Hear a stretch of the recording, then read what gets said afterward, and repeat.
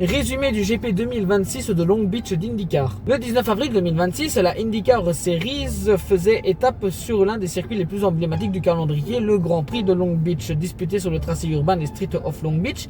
Dès le week-end, le ton est donné. Long Beach reste un circuit extrêmement exigeant, étroit, bosselé et entouré de murs où la moindre erreur se paye immédiatement, et les essais libres sont marqués par plusieurs contacts avec les murs et des interruptions, preuve que les pilotes roulent constamment à la limite. Et en qualification, l'enjeu est crucial sur ce type de tracé. Partir devant est un avantage majeur et c'est Colton Herta qui s'impose avec un tour parfait maîtrisé devant Alex Palou et Joseph Newgarden. Et au départ de la course, Herta conserve la tête, mais la pression est immédiate.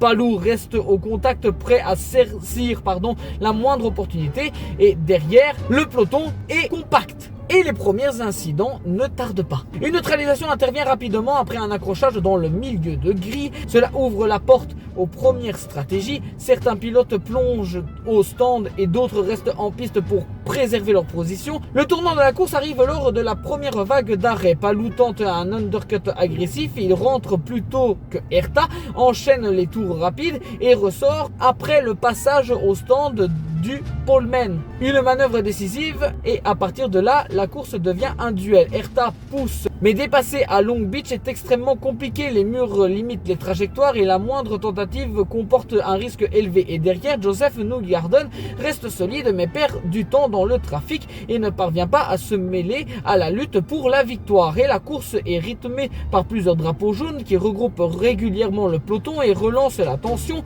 Chaque relance est une opportunité mais aussi un risque. Dans les premiers tours, Herta revient très proche de Palou. L'écart tombe à moins de 2 secondes. La pression est maximale, mais Palou reste parfaitement solide. Il ne commet aucune erreur, gère ses pneus et ses relances avec précision et contrôle la course jusqu'au bout. Et au niveau du podium, on a Palou, Herta et Newgarden.